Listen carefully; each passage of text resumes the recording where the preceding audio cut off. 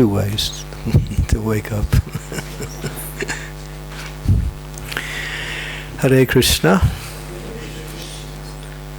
So, officially, this evening at 6:15, everyone try to be here in the temple, because we're going to do the official beginning of the festival weekend with an arti to the holy name of the Lord, and that'll begin at 6:15. We'll do puja, and then we'll do Gaura Arti, and then Janaki Nath Prabhu will give class at 7 o'clock till 8:30. Today we're just touching just some of the general points. Sri Harinam Cintamani by Srila Haridas Thakur is one of the most important and most direct and complete treatises on teaching the science of chanting Hare Krishna. It's the most complete, and Srila Bhaktivinoda Thakur puts it together based on Srila Haridas Thakur's writings, or actually, his writings. So this is quite deep, and the basic principle is he takes one chapter after another and speaks on one of the offenses to the holy name. And so today, what I'll do is do a summary of the 10 offenses on the holy name, based on Harinam Cintamani, and along with another work by Srila Bhaktivinoda Thakur called Jaiva Dharma, which is probably one of the most complete philosophical and both practical ways to understand the science of bhakti. Bhakti is a science. It's a very deep science. And so it must be, and when you have science, you have the experiment, and then you have the ingredients. The ingredients that make up the science are the process, but the laboratory conditions that make the ingredients bring about the desired results is the mood. The mood. How we execute the ingredients that make up bhakti. What is our mood? If our mood is about us, then the laboratory is not conducive to the ingredients. If it's about glorifying Krishna and serving Krishna and following the instructions given by Srila Prabhupada and the Acharyas, then the laboratory experiment will be in a favorable condition. And that favorable condition will bring about the full mercy of the Lord. What's favorable brings the mercy of the Lord. What's unfavorable brings something else, not necessarily Krishna's mercy in the way that we expect it. So here, this is one verse from the Srimad Bhagavatam. It's one of the most important verses in glorifying the holy name of the Lord. It's spoken by Srila Sukadeva Goswami. And it's quite often chanted by the great souls. Now the purport is too long. It's about 4 pages. Three full pages. So what I'll do is a section of the purport which lists the holy name, the 10 offenses to the holy name. So we'll go through the verse.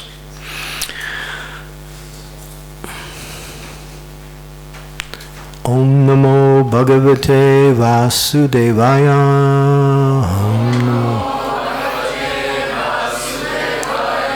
Om Namo Bhagavate Vasudevaya.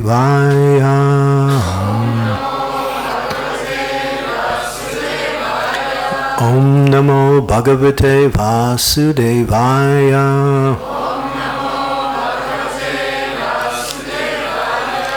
Etam nidvidyamananam Ichchitam akutabayam Yoginam nirpanirnitam Harer namanukirtanam Etam nirvidyamananam Ichchitam akutabayam Yoginam nirpanirnitam Harer namanukirtanam Etam nirvidyamananam Ichchitam akutabayam Yoginam nirpanirnitam Harer namanukirtanam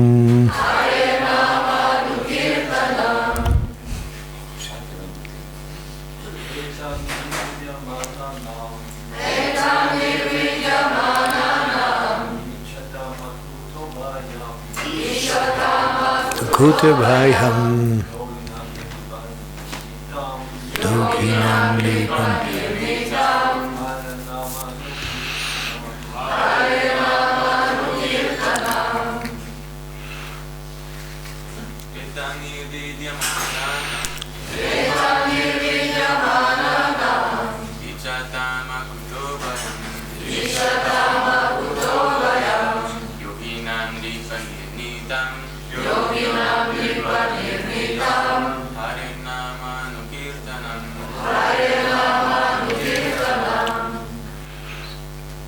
Ladies.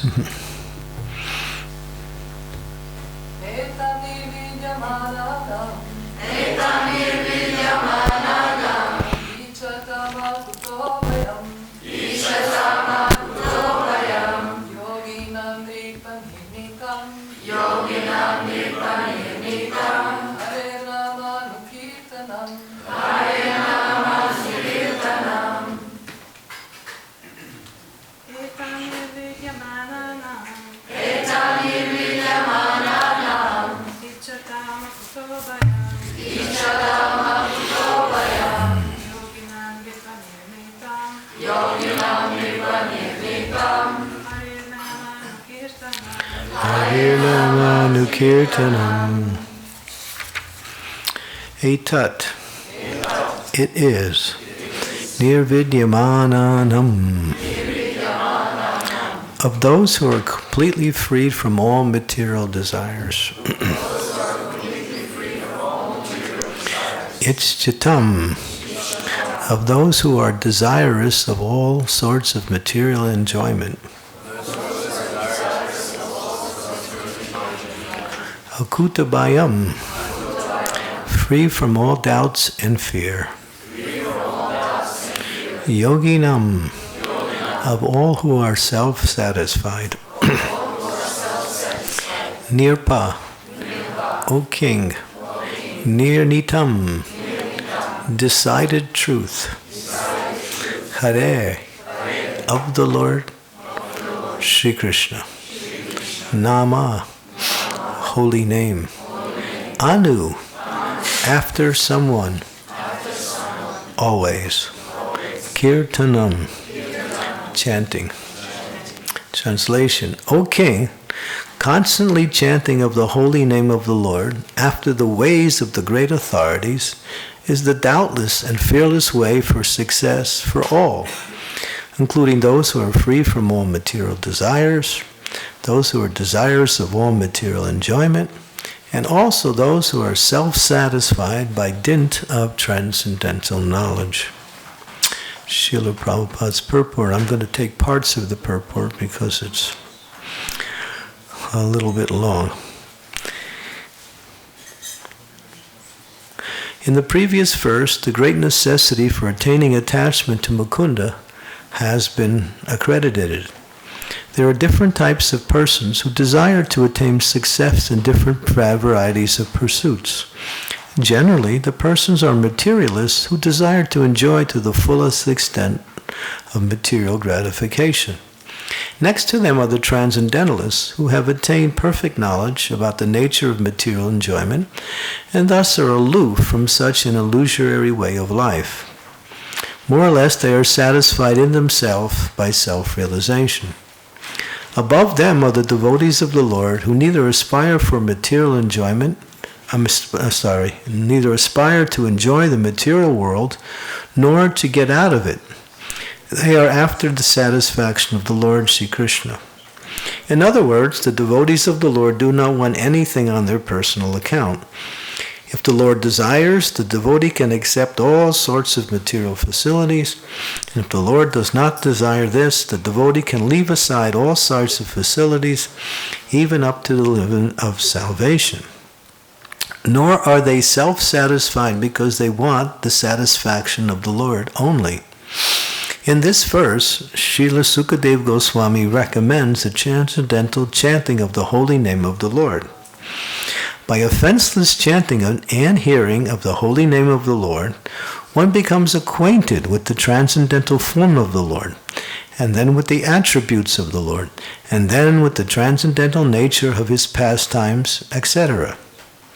It is here mentioned that one should constantly chant the holy name of the Lord after hearing it from the great authorities.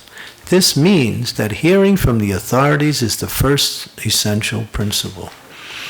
Hearing of the holy name gradually promotes one to the stage of hearing about his form, his attributes, his pastimes, and so on, and thus the necessity of chanting of his glories develops successfully. This process is recommended not only for the successful execution of devotional service, but also for even those who are materially attached. According to Sri Sukadeva Goswami, this way of attaining success is established fact, concluded not only by him,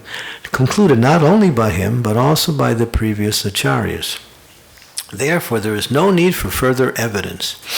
The process is recommended not only for the progressive student in different departments of ideological success, but also for those who are already successful in their achievement as fruitive workers, as the philosophers or the devotees of the Lord.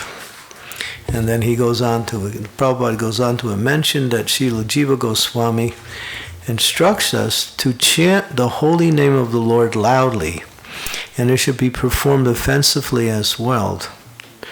One can deliver himself from the effects of all sins by surrendering himself unto the Lord. And then he goes on to mention these. Well, one more point. Okay, one can deliver himself from all offenses at the feet of the Lord by taking shelter of his holy name. But one cannot protect himself if one commits an offense at the feet of the holy name of the Lord. Such offenses are mentioned in the Padma Purana as being 10 in number. Om Agyantimirandasya Gyanajana Salakaya Chaksu Unmilitam Yena Tasmai Shri Gurave Namachaha Shri Chaitanya Manobhistam Staptitam Yena Bhutale Swayam Rupa Kadam Mayam Dadati Swapadantikam Jai Sri Krishna Chaitanya Prabhu Nityananda Sri Advaita Gadadhar Srivasari Gaur Bhaktivinoda Hare Krishna Krishna Krishna Hare Hare Hare Rama Rama Rama Hare Hare. So it says both in this verse and in Jaiva Dharma and also in Harinam Cintamani, if one is infected with namaparad, that means one is chanting with offense, there's only one way that one can be delivered from these offenses, and that says only by incessant chanting can one be delivered. In other words, one has to continue to chant, and very carefully avoid offenses. In the Shastras, it mentions that there are two principles of consideration by the devotees. One is called vidis, and the other one is called nishedas. Vidhis means things that one must execute that are favorable for the execution of devotional service. Sanatana Swami calls it anukulena. And then the other aspect is one should carefully avoid those things which cause one to block one's progress in devotional service, and that are called nishedas, or as Sanatana Goswami says, pratikulena. So one should emphasize the favorable and carefully avoid the unfavorable. The tendency of the devotees, at least in our movement, from what I can observe, is that devotees are pretty much aware of what to do, but they're not aware of what not to do. And we make these mistakes a lot. We make these mistakes a lot. If we don't avoid what not to do, we will get very little benefit or any from doing what we should do. It nullifies and practically waters down the success of proper execution of devotional service. So it's a science, and therefore the ingredients must be carefully placed within the proper mood. If the mood is proper, one can carefully avoid offenses. If one doesn't have the right mood, then it's easy to commit offenses. And along with the mood, one should be aware what are the offenses.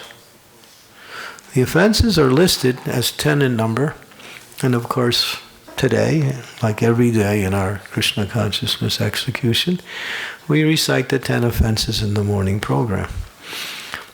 Why? Because Prabhupada instituted that in the very beginning of our Krishna consciousness in order to help us remember that this should be a consideration that we should always know of. Jai Shri Panchatattva Ki Jai.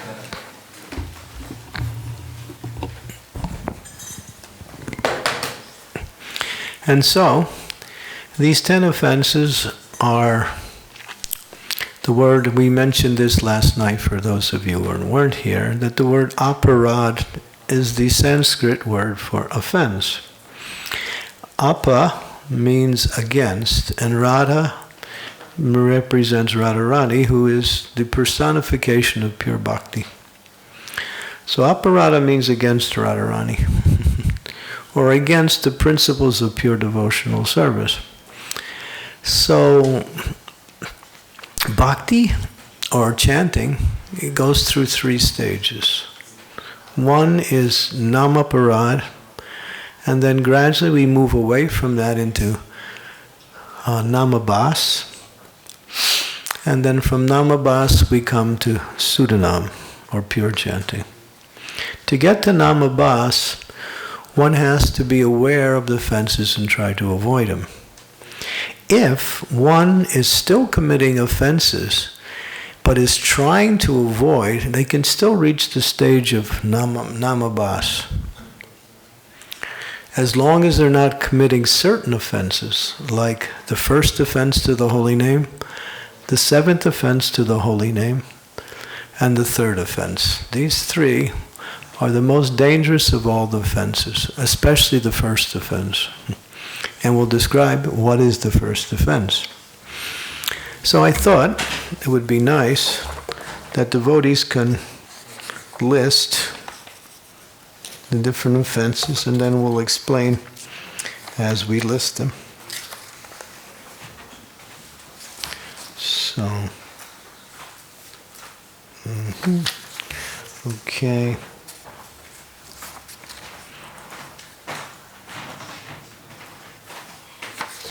Who put this thing together here? It's all backwards.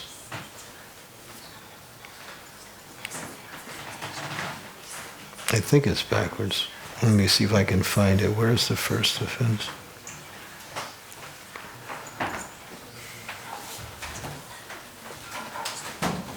Okay. I think we got it. So what is the first offense? Some devotee, yeah?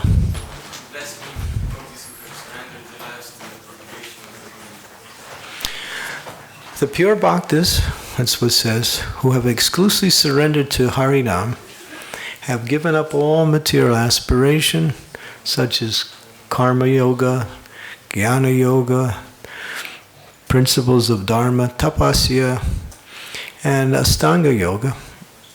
Therefore, to enviously criticize those persons are very harmful. Harinam cannot tolerate any blasphemy against them because they are engaged in propagating the transcendental teachings and factual glories of the holy name. Therefore, one must carefully desist from being critical of sadhus who are guardians of the holy name and recognize their elevated status. One should join them in Sri Chaitanya Mahaprabhu's movement of Harinam Sankirtan and therefore instantly attract the mercy of Harinam. So, to vilify, to criticize, to blaspheme, that's the strongest. Those devotees who have dedicated their life to preaching the glories of the holy name is called the mad elephant offense. Now, if you have a garden and you made nice flowers, so many beautiful tulips, we were looking at tulips yesterday, so beautiful, and roses come in different colors, and very fragrant. They say the best of all flowers is the rose, right? There's even a poem, a rose is a rose is a rose is a rose, right? Very onomatopoeia, very literary embellishments. So you make a nice garden with so many nice flowers and shrubs and trees and bushes, and you design it in such a nice way. That's your bhakti.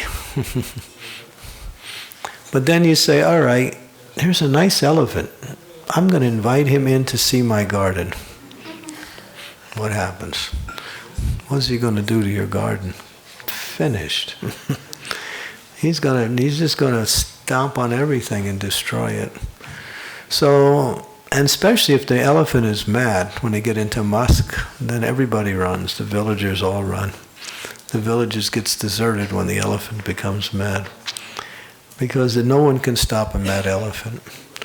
So, to this analogous of criticizing, finding fault with those who've dedicated their lives to chanting, or not only chanting, but propagating the teachings of Sri Harinam. Okay, so that's the first offense. Any questions about that? That's pretty much self-explanatory. Actually, one should avoid criticizing any devotee. And one should avoid criticizing anybody.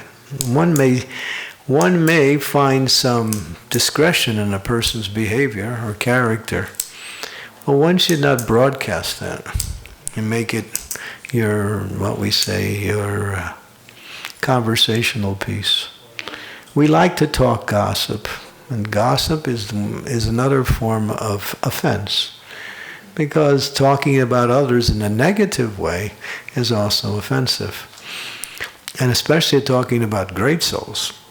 That is not only offensive, but Harinam will no longer provide mercy and blocks. So we have to be very careful. That's the first offense. So I'll go through all the 10 offenses, and then maybe as we go through, if there's any questions, you can put your hands up, and then we'll... Yes. I was thinking about being...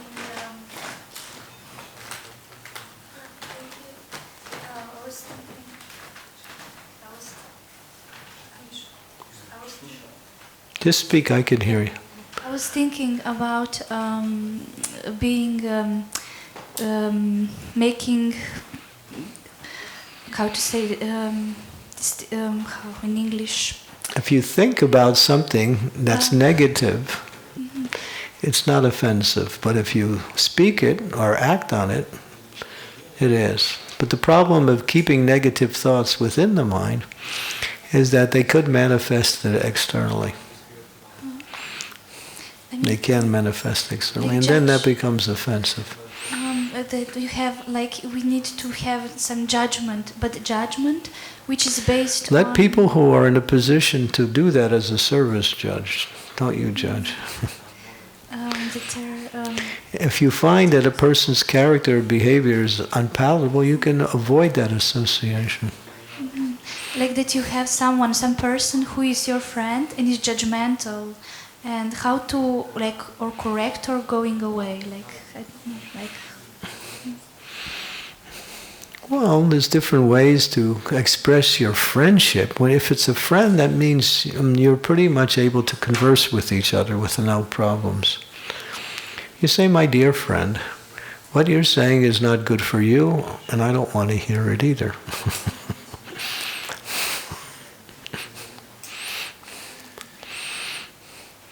Because everyone knows criticism is bad, but what is the nature of criticism? It's a disturbed mind, or a mind that's not filled with Krishna consciousness, or a mind that's filled with unfulfilled material desires.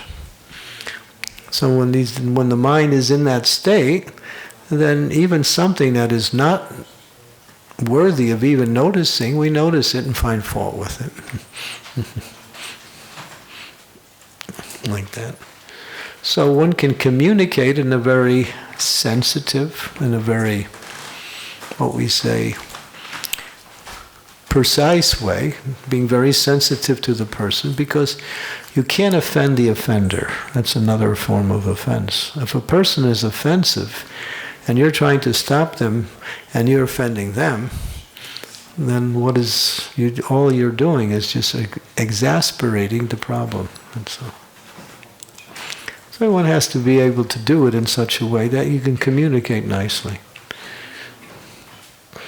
But in many cases we ask authorities to do that if it's in the temple environment.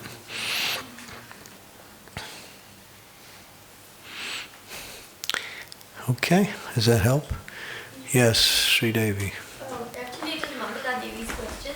She's saying that what if the person is a non-devotee and they're doing something really, really very sinful or wrong, then what should be our action? Should we criticize them or correct them? We're in contact with this non-devotee? Is that it? She says no, she's not in contact. No, they don't, because the non-devotees are always doing everything wrong. They're killing each other wholesale every day. So the non-devotees, because they're under the influence of the illusionary energy, they're bound to act in the wrong way. No, sometimes they come to the principle of goodness and they act morally, politely, respectfully, and carry on what they call normal etiquette. And then we consider that, that's acceptable. And we can resonate with that in such a way that we don't find fault. But usually that's another fault anyway, because they're always covered with the desire to present themselves in different ways in order to fulfill their material desires. Generally, you call them modern moralists. It's good business to be nice. So generally Prabhupada, in making his point in the Shastras, in order for us to understand, he points out the faults of the non-devotees to show what we should be avoiding, using the examples of that. But Prabhupada is non-envious, and he has complete compassion for all living entities. So he's not speaking in a mean spirit. He's speaking for the sake of instructions, that's all. He doesn't hate the other person, nor does he take, what we say, any kind of enmity towards him. But we can't always do that. So the non-devotees, you can expect them to act like that. That's just the way they are.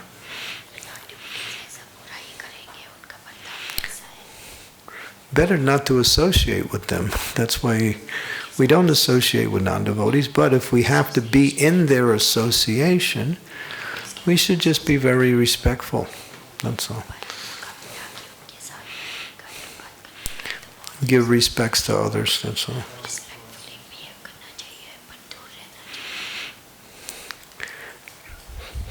People will disturb you, but if you should never become disturbed. You should expect this may happen in that association. And sometimes we ride on planes and we see people's behavior on the planes are really quite abominable sometimes, especially nowadays, more and more. Did any of you have that experience on your way over here? Bhavesh, yeah? Yeah, it's just the way it is. People don't no longer follow even etiquette. They just... So we just, we just turn our face away from that. What can you do? Tolerate it.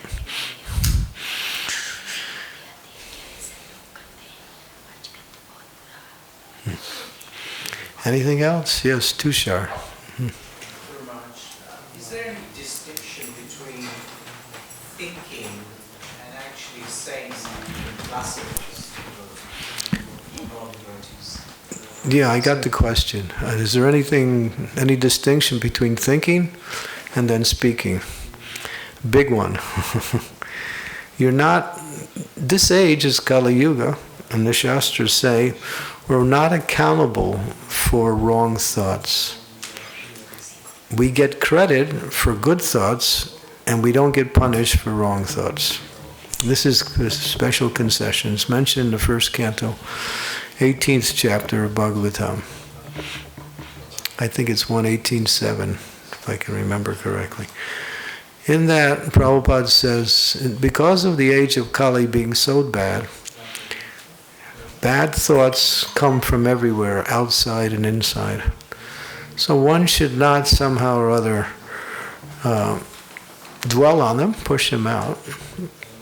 But you don't get punished for that. But if you allow them to stay and you speak them, then you get a reaction. Or if you do something in relationship to that, you get a reaction. So that's when I joined the movement, my bhakti leader used to tell me, kill that thought or it'll kill you. That's what he would tell me all the time. But he would scream it at me. Kill that thought or I'll kill you! Okay, I got it. That was Bhakti ashram in the old days. It was like drill sergeants. So, sorry about that. But he's my good friend now. He's still around. But he used to do that to everybody, not just me. But he wanted to make a point, and he made his point. There was I mean, when you heard that, you were afraid to think anything wrong. So, yeah, and that stuck with me for years. I always remember that. That don't allow bad thoughts to enter your mind, negative thoughts. Try to push them out when they come. And when you see them there, just replace them with Krishna conscious thoughts or something pleasant, something that counteracts the negativity. And that you're actually cultivating or culturing the mind in the proper way. If you don't do that, and you try to approach the holy name, you can't chant. There's no way. You can't expect that when we sit down and chant, the mind's going to be different than what we did the other 22 hours. So the 22 hours of the rest of the day is a cultivation of the proper consciousness of devotion, which facilitates the quality of our chanting. It's not separate. Second offense. Someone else? Worshipping the demigods independently of Krishna. Okay, say again.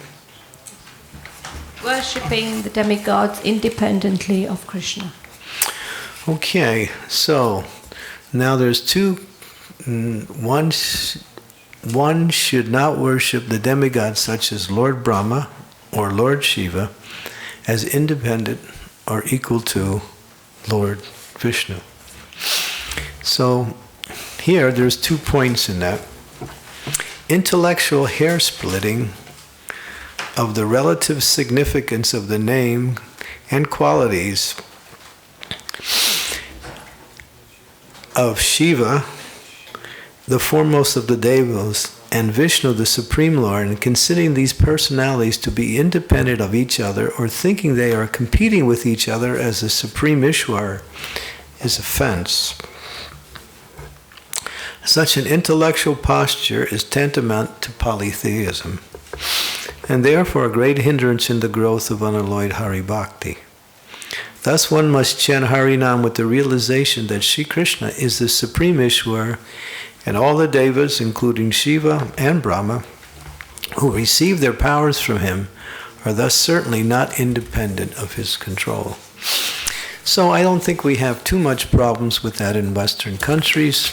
It's those people who have been cultivated in the Vedic culture, maybe from the land of India, who have that culture and tradition, sometimes, a lot of times, make that mistake, putting all the Devas on the same level. Brahma, Shiva, Vishnu, Ganesh, Surya, like that. So, Ishwara Parama Krishna, Satchit Ananda Vigraha Anadir Adir Govinda Sarvakarna. Krishna is the Supreme Ishwar. All the Devas and all the Yangas of the Supreme Personality of Godhead are subordinate to him.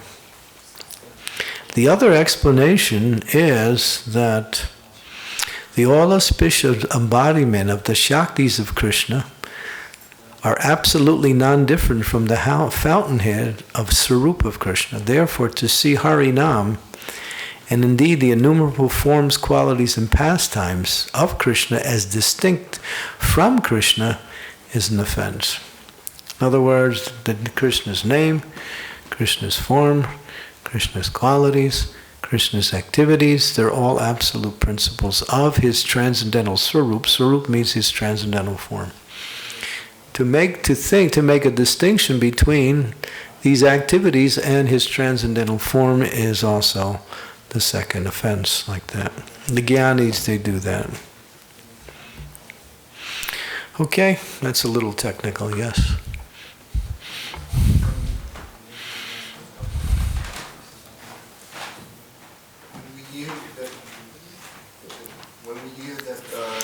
We should not think that the demigods were competing with Vishnu or Krishna. At the same time, we have a lot of stories like Brahma Vimohana Lila or Govardhan Lila where demigods are competing with him. So how are we going? Yeah, but they lost each time. Yeah.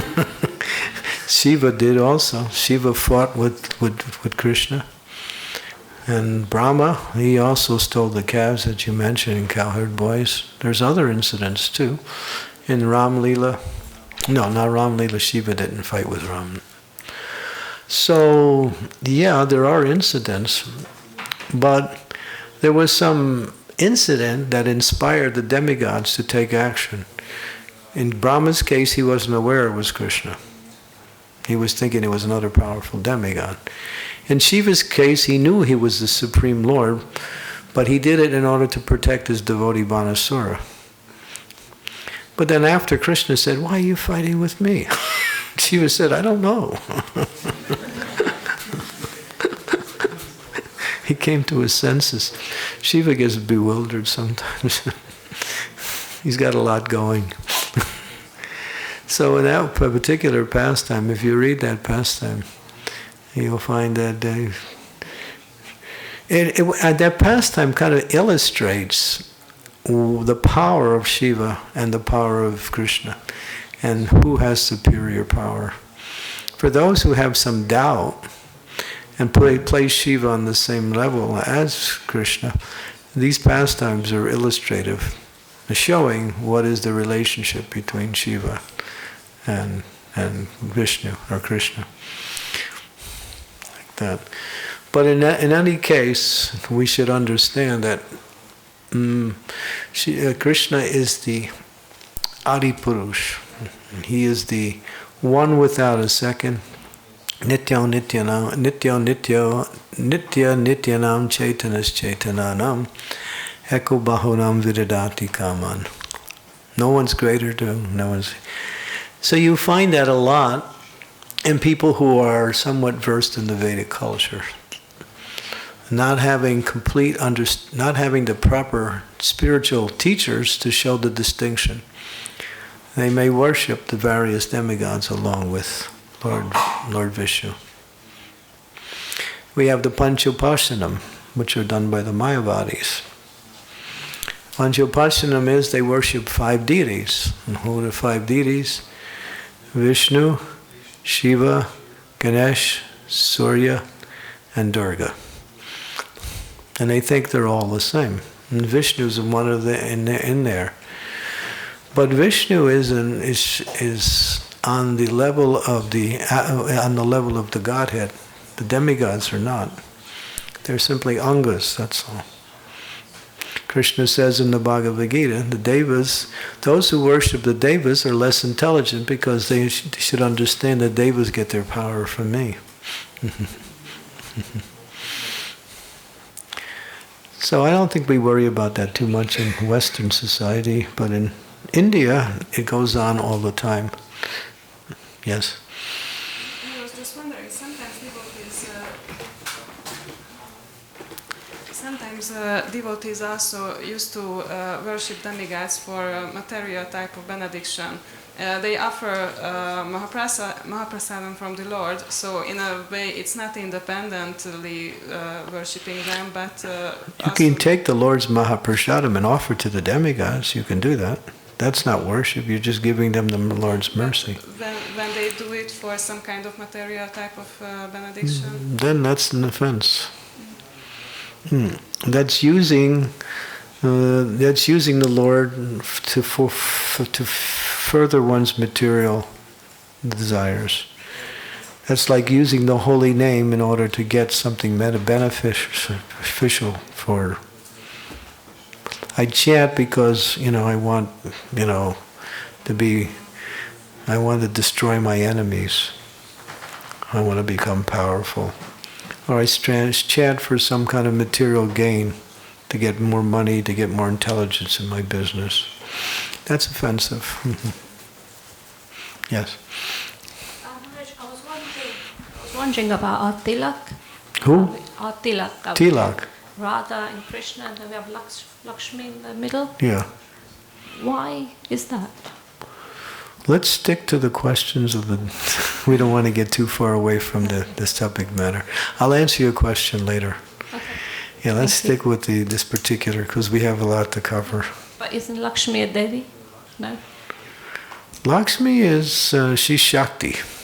Okay. She's Shakti. She's not Shakti Mum. She's Shakti.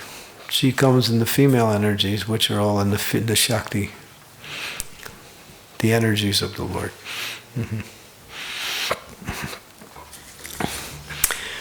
Third offense.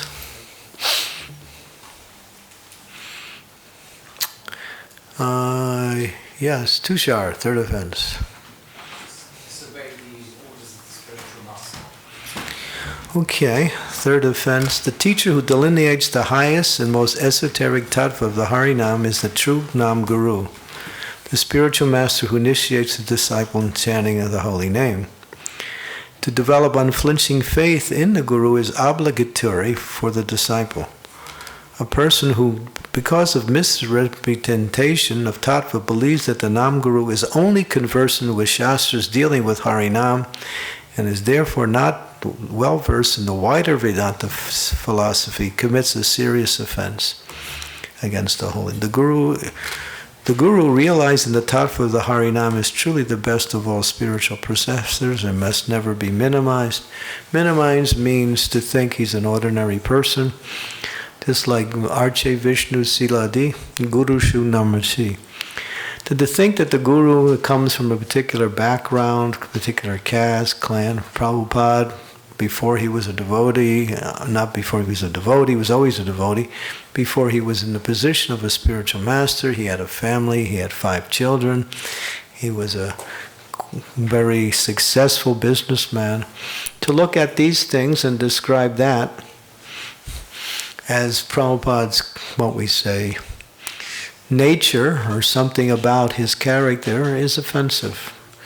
Because Krishna Shakti Vihanan Tad Vavartanam, that one who takes up the position of the role of a spiritual master is first empowered by the Lord to do the work. So that empowerment puts them on the transcendental platform, or puts them on the position where they can act as a representative of the Lord. So you can't see that empowerment, you can experience it, but that empowerment makes that person not ordinary. So that's the understanding. The Guru is not ordinary. Why? Because he's empowered by Krishna to do the service. And to disobey, minimize, or to see him as categorize him within something material is the third offense, like that. Especially disobedience. One may not be able to follow a particular instruction, but one should voice their concern in order to get a clarification on the instruction or to get a different instruction. But to dispense with or disregard the instructions of the spiritual master is called the greatest offense to the holy name. Why? Because the spiritual master is representing Krishna in the form of the holy name. So the offense against the spiritual master is offense against the holy name. It's non-different. So, therefore, Prabhupada said, you must read my books so you know what is my instructions. You must hear regularly to know what the instructions are. And there's two kinds of instructions. There's those that are general for everyone, and those that are specific for certain devotees. So if you have the specific instructions, and if you've been blessed with giving specific instructions, consider it a blessing, because by carrying it out, you get great spiritual advancement. And that's clear. But the general instructions, sometimes we don't know. We don't know. Like I see, a lot of devotees don't know proper cleanliness habits. The cleanliness standard in our movement is very low. Prabhupada would, if he saw a devotee, touch the floor and then try to touch something sacred after that, and he would get angry. Wash your hands. Put your hands to your mouth like that. He would say, go wash your hands. This is very unclean. You touch the floor, you touch your japa beads, you touch the floor, you touch the Bhagavatam, you touch your glass of water, then you touch the Bhagavatam. So all these things, they're against the principles of cleanliness. And cleanliness is a principle of Brahminical culture. It's one of the highest Brahminical culture principles. So unless we hear from Prabhupada or his representative who are speaking this, we don't know. We make these offenses. But you get a reaction for that. You get a reaction. Knowing or not knowing doesn't exempt one from getting a reaction from doing the wrong thing. So therefore, when one has to hear regularly in order to avoid not transgressing the instructions of the spiritual master. And that's why we ask questions too. For clarification, for understanding, like that. It's important. Oh, I didn't know. Oh, why didn't you know? It's not an excuse. You can be forgiven, no question about that, but there's some reaction. Like killing bugs. When someone asked Prabhupada, should we kill the insect? Prabhupada said, you should be killed. He said that. So sometimes devotees kill bugs. But those bugs are living entities who are non-different than you. They just have a different body, that's all. Like that. So, like that. So we have to also avoid doing the wrong thing. Like that. If something is done accidentally, Like Prabhupada says, if you're walking down the street, you're automatically killing living entities just by your walking, by your breathing, by smashing spices. So, you're doing that. Do you get a reaction for that if you're engaged in devotional service? No. Because you're engaged in devotional service, these things happen automatically, there is no reaction. But if you're not engaged in devotional service, you can imagine with the non-devotees how much they're building their karma every day. Just by breathing, they're committing sinful activities. That's how polluted this material world is. It's so polluted. Therefore, one should know what to avoid. But if you're engaged in devotional service, then there's no reaction, even if you make some mistake accidentally. There's no reaction. So these are just an example of how not being aware of the instructions of the spiritual master cause us to make these mistakes. We have to be aware. It's important to hear regularly. Anything else? Yeah. Have you read from the Harinam Cintamani this sentence? To develop. I'm reading from Jaiva Dharma right now. But, okay. To develop unflinching faith in the Guru is the. I couldn't get the rest of it. To develop unflinching faith in the Guru is the duty of the disciple? Let's see, let me read Right, it. the very first sentence you read, third offense. To develop unflinching faith in the Nam Guru is obligatory for the disciple. It's an obligation. Otherwise, why would you take a spiritual master if you don't have faith? Is obligatory? That's tested beforehand. You sit in front of the fire, and you should be ready to accept the spiritual master. If you're not, don't sit there. You're not ready. That faith has to be there. And that faith is built by a testing period where you get to know the spiritual master. It's not that, I'm so eager to get initiated, I don't care what happens. As long as I get my name. No, that's the wrong attitude. It's all about having faith in Krishna, who has empowered a certain person to act on his behalf. That's all. Which page number is this on, Guru Maharaj? I don't have that available. These are just copies from the actual text. Thank you. Okay, anything else on disobedience, third offense? Okay. Fourth offense. Okay. Someone? Anyone? Fourth offense?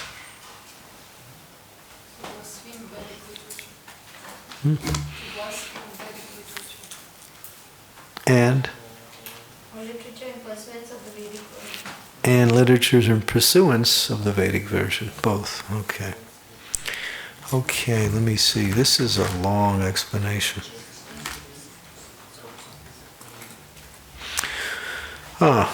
Whatever profound spiritual truth is discussed in the Shastras, that truth concerning Harinam is always placed on the highest pedestal. Sri Vishnu, your sacred name is absolutely cognizant and all-illumining because the entire Vedic scriptures have emanated from you. Your name is the wellspring of spiritual bliss, the embodiment of Brahman, and is ready, available, and is full of transcendental knowledge. We meditate upon the purport of your name, discuss name amongst ourselves, and chant your name continuously. In this way we worship you. That's from Hari Bhakti Vilas. That's a quotation. So there's some people who study the Vedas and know the various Shruti statements in the Vedas and say that the statements regarding the Hari name are not the highest statements. But they're just incidental, they're necessary. Therefore, based on their Vedic conclusion of studying the Shrutis, not the Smritis, the Shrutis are the actual Vedas, which include the Upanishads. they conclude that the glories of the holy name are not really the highest aspect of the execution of spiritual life. They give more importance to other aspects and other scriptures that glorify karma and jnana, like that. So that is an offense for them, but what they're doing is that these other scriptures that do glorify the holy name, they're minimizing these scriptures. So to minimize that, that's offensive. That's the fourth offense. Is that clear? In other words, in the Kali Satara Upanishads, it says, Iti soda sakam nam nam kali kamas nasanam. Nata parateyopayo sarva vedas yuvishate. Hare Krishna, Krishna Krishna, Hare Hare. Hare Ram, Ram Ram, Hare. That verse concludes the holy name. In that Santara Upanishads, any Upanishads is the Shrutis, it's the Vedas. The Smritis are the Puranas, the Itihastras, the Bhagavad Gita Smriti, the Mahabharata, Ramayana. These are all commentaries on the Vedas. And they must be accepted because they apply to time, place, and circumstance. Now, people who study the Shrutis, they say, oh, okay. Chanting of the holy names, these scriptures that mention chanting of the holy names are not really as important as the Vedas, the Yajurveda, which talks about various types of pujas, homas, and practices that really bring people to transcendental knowledge and detachment, but not to bhakti. Therefore, Krishna said to Arjuna, Triguna Visaya Veda, Nistriguna Bhavarjuna, Nirdandro Nityasadvasto, Nir Yogam Shema Advava. The Vedas deal with the three modes of material nature. Rise above these three modes, be transcendental to them, be free from all anxieties and all fear and all anxieties, and must be established in the self. Krishna instructs Arjuna that the Vedas are still talking about the three modes, like that. That's why we need the Smritis in order to give commentary on the Shrutis that apply to, and therefore the highest is the Puranas, because they deal with practical understanding of bhakti. And the highest of all Purana is Amalam Purana, which is Srimad Bhagavatam, which is the highest of all. So, not knowing the relationship between the different scriptures, they minimize or blaspheme or criticize other scriptures that glorify the holy name. Like that.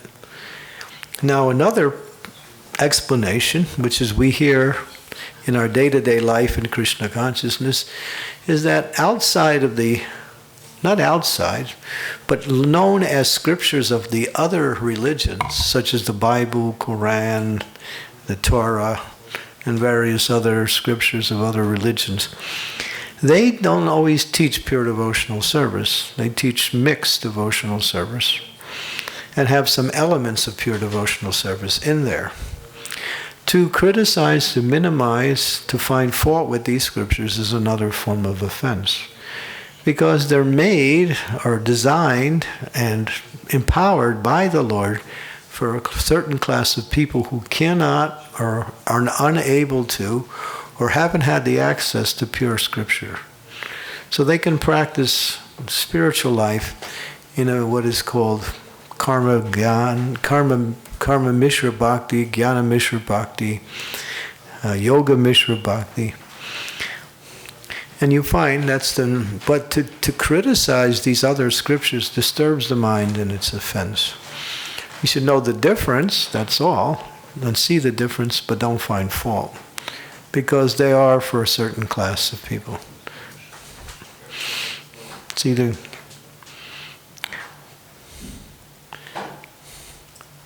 okay. For those who are preachers, this is important to understand. Or for everyone also. Any questions about the fourth one? Yes. Roberto. So if we are in discussion from different scripts, do we then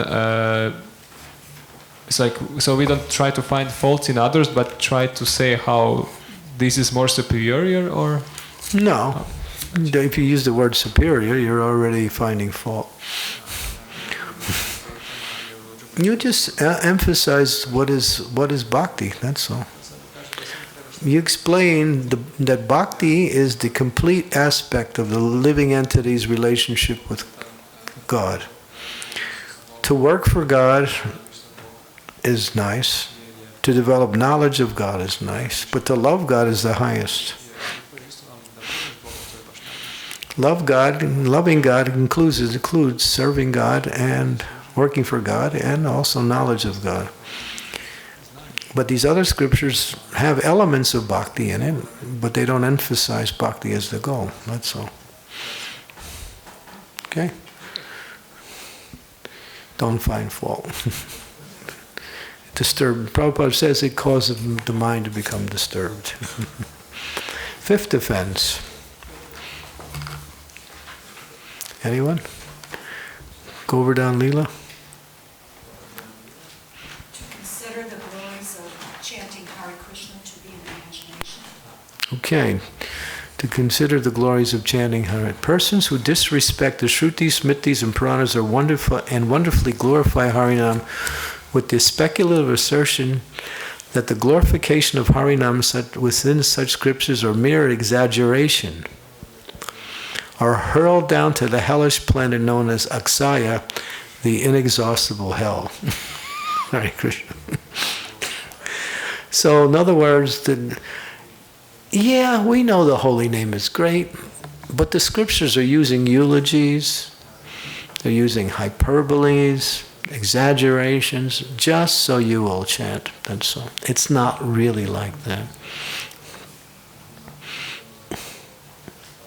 In other words, when it says that there's no other way, no other way, no other way, Harinam, Harinam, Harinam, eva kevalam kalona stevana stevana steva gatiyan. When they hear things like that, they say, that's one way, but not only way. But that's spoken by Chaitanya Mahaprabhu. He quotes the Brihad Naradiya Purana. There's no other way. The holy name is the highest form of worship. And the glories of the holy name are Nam Namakardi Bahuda Nija Sarva Shaktis. What does that mean? All the qualities, all the names, all the forms, all the pastimes, all the attributes, everything about the absolute truth is contained in the name Krishna. It's perfect and complete. Krishna's name and if Krishna were to personally appear here in his transcendental form, of course we wouldn't know what to do. Some of us would say, boy, who's this guy dressed so nicely? No, I'm just kidding. If Krishna were to personally appear in his transcendental form as Krishna, and then we would chant his name and we would think there's a difference, that is a wrong mentality. There's no difference on an absolute level between Krishna and his name. Abhinatvam nami nami no. There's no difference. But how to realize that? You can't use intellectual capacities to understand the nature of the holy name. It's not possible. All you can do is chant, purify your heart, and experience some of the glories of the holy name. But there's enough glories in the holy name to take you to the highest stage of transcendental ecstasy. And even that is just part of the glories of the holy name. It's not possible. It's just inconceivable. Totally inconceivable. Yes. So, supposing supposing people say, I want to chant the names of God. Yes, I understand, but I will chant my name. I have this particular name, and so I prefer to say so and so, whatever concoction they come up with. So how can we know which are the legitimate names of God to chant? Because Jesus... It's mentioned. Prabhupada makes that same point. He said the authorized names that are in the scriptures. And you can't create your own name and expect to get the benefits. And it's like you create your own law and follow that and you get arrested. You can't create your own name or something you like. It has to be from the scriptures. Shruti Smritis Pranadi Pancharatriki Vidibidam. We have to follow Shastra. If you don't follow Shastra, you're considered Naistiki. Naistiki means atheist. Gnostic, not Naistiki, I'm sorry, Gnostic, atheist. So that means all the names like Allah, Buddha, they're in scripture. Yahweh, all those are legitimate names of God. They're in the scriptures, yes. Thank you, Guru Maharaj. Okay, sixth offense. Someone read.